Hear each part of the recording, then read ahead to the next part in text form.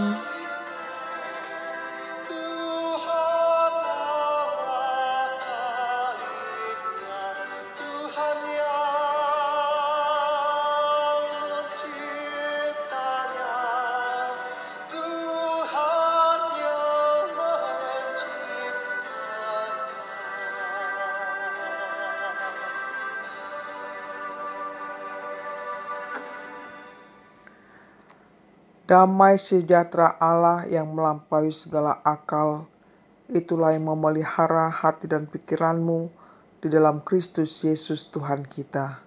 Amin. Saudara-saudariku yang dikasihi Tuhan Kristus, firman Tuhan yang menjadi khotbah pada minggu ini, tanggal 21 Maret 2021, dari kitab Ibrani pasal yang kelima, ayat kelima sampai ke-10. Marilah kita dengarkan. Demikian pula Kristus tidak memuliakan dirinya sendiri dengan menjadi imam besar, tetapi dimuliakan oleh Dia yang berfirman kepadanya, "Anakku, engkau telah kuperanakkan pada hari ini, sebagaimana firman-Nya dalam suatu nats lain. Engkau adalah imam untuk selama-lamanya, menurut peraturan Melkisedek." Dalam hidupnya sebagai manusia, ia telah mempersembahkan doa dan permohonan dengan ratap tangis dan keluhan kepada Dia yang sanggup menyelamatkannya dari maut, dan karena kesalehannya ia telah didengarkan. Dan sekalipun ia adalah anak, ia telah belajar menjadi taat dari apa yang telah dideritanya. Dan sesudah ia mencapai kesempurnaannya, ia menjadi pokok keselamatan yang abadi bagi semua orang yang taat kepadanya. Dan ia dipanggil menjadi imam besar oleh Allah menurut peraturan Melkisedek. Demikianlah bunyinya. Saudara-saudariku yang dikasihi Tuhan Kristus, topik minggu ini adalah Kristus pokok keselamatan. Siapakah Kristus Yesus? Kita bisa melihat dari beberapa pernyataan Yesus tentang dirinya. Yang di mana dia bertemu dengan 12 murid-muridnya, maka Yesus bertanya, "Siapakah aku ini?" Lalu Simon Petrus menjawab, "Engkau adalah Mesias, Anak Allah yang hidup." Di samping itu banyak nama sebutan dan nama yang menguraikan misi serta pelayanan ilahinya. Yesus sendiri mengajarkan bahwa Dia adalah terang dan hidup dunia. Dia adalah Alfa dan Omega, yang awal dan yang akhir. Aku gembala yang baik. Demikian juga dia katakan, "Akulah Mesias, Raja Sion, batu karang surga." Akulah roti hidup itu. Barang siapa yang datang kepadaku, ia tidak akan haus dan tidak akan lapar lagi. Akulah pokok anggur yang benar dan Bapakku pengusahanya. Demikian juga dia katakan, akulah kebangkitan dan hidup. Dan dia adalah juru selamat. Dia adalah batu penjuru. Sedangkan dalam nats khotbah minggu ini menjelaskan bahwa Yesus adalah imam besar. Saudara-saudariku yang dikasihi Tuhan Yesus Kristus, dalam agama Yahudi, imam besar adalah penyambung lidah antara umat Israel dan Allah itu sendiri. Imam besar adalah penyampai pesan atau juru bicara antara umat Israel kepada Allah dan juru bicara Allah kepada umat Israel. Dalam perjanjian lama, yakni dalam kitab Imamat 21 ayat 10 dikatakan, imam yang terbesar di antara saudara-saudaranya yang sudah diurapi dengan menuangkan minyak urapan di atas kepalanya dan yang ditabiskan dengan mengenakan kepadanya segala pakaian kudus. Janganlah membiarkan rambutnya terurai dan janganlah ia mencabik pakaiannya. Sedangkan di dalam perjanjian baru, utamanya dalam surat Ibrani, kita memiliki imam besar, maha agung yang berbeda dengan imam besar dalam agama Yahudi. Dalam surat Ibrani pasal yang keempat ayat 14, firman Tuhan mengatakan, "Karena kita sekarang mempunyai imam besar agung yang telah melintasi semua langit, yaitu Yesus Anak Allah. Baiklah kita teguh berpegang pada pengakuan iman kita." Imam besar agung itu memiliki karakter yang pertama, kerendahan hati. Itu tercatat dalam Ibrani 5 ayat 4 dikatakan, "Dan tidak seorang pun yang mengambil kehormatan itu bagi dirinya sendiri, tetapi dipanggil untuk itu oleh Allah seperti yang telah terjadi dengan Harun.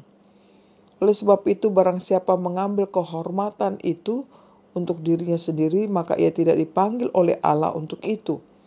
Juga tidak ada seorang pun yang mengambil kehormatan itu oleh dan untuk dirinya sendiri."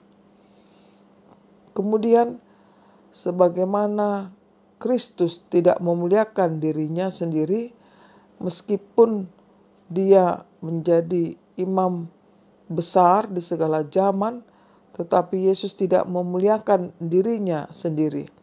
Namun dia Tuhan yang memuliakan Yesus. Ini bisa kita lihat dalam ayat 5-6 dan ayat ini adalah menunjukkan bagaimana karakter Yesus adalah yang rendah hati. Yang kedua, karakter Yesus adalah yang patuh menjalankan amanat Allah Bapa.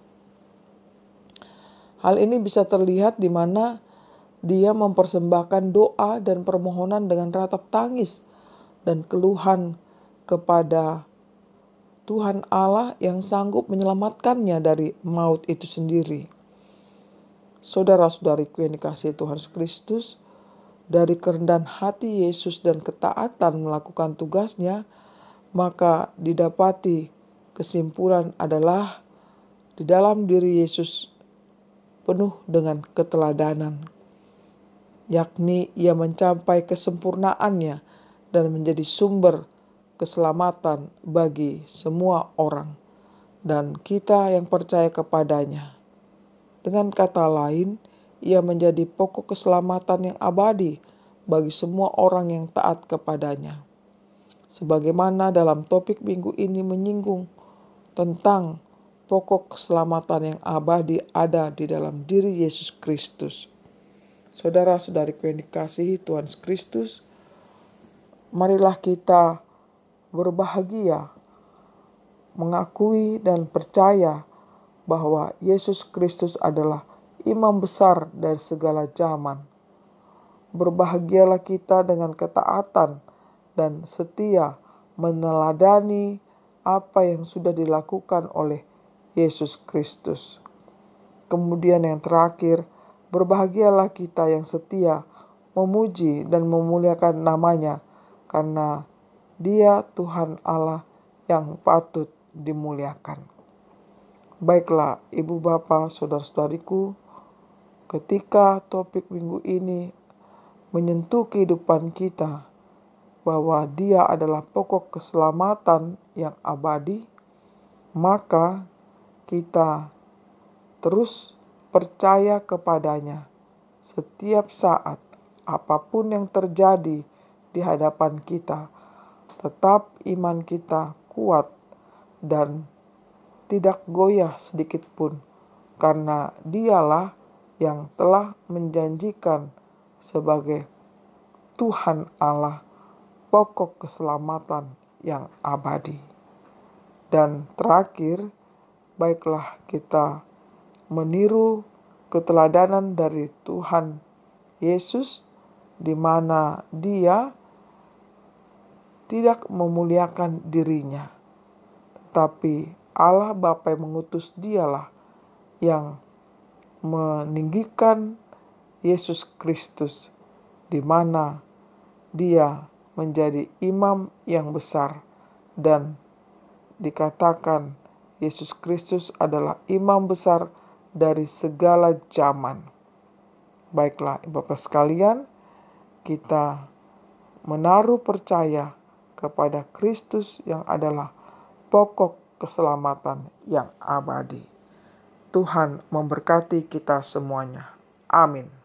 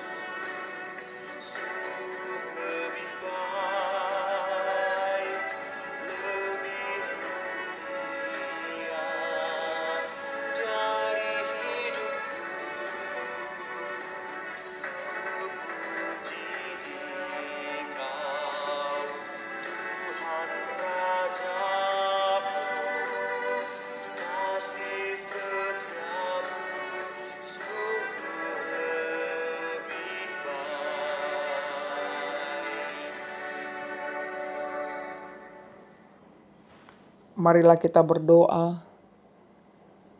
Kami sungguh bersyukur Tuhan, di mana firman-Mu telah menyapa kami semua, bahwa Engkau adalah Kristus, pokok keselamatan kami. Tuhan, ajar kami untuk meyakini bahwa Engkaulah Allah kami, imam besar selama-lamanya yang telah rela berkorban untuk kehidupan kami. Tuhan, ajar kami untuk taat sebagaimana Engkau taat melakukan apa perintah Allah Bapa. Ya Tuhan, ampunilah dosa kami kalau selama ini kami lalai untuk menjalankan misi yang Kau berikan kepada kami. Biarlah melalui khotbah yang kami dengar pada saat ini, kiranya itu mengubah kehidupan kami. Kerendahan hati kiranya tercipta dalam kehidupan kami, dan kami setia menjalankan perintah-Mu, ya Tuhan. Kami serahkan kehidupan kami selanjutnya ke dalam tangan pengasihan-Mu. Berkatilah jemaat-Mu, saudara-saudara kami dimanapun mereka berada. Dalam Yesus Kristus Tuhan kami sudah berdoa dan mengucap syukur. Amin. Terimalah berkat Tuhan. Tuhan memberkati engkau dan melindungi engkau. Tuhan menyinari engkau dengan wajah-Nya dan memberi engkau kasih karunia. Tuhan menghadapkan wajah-Nya kepadamu dan memberi engkau damai sejahtera. Amin.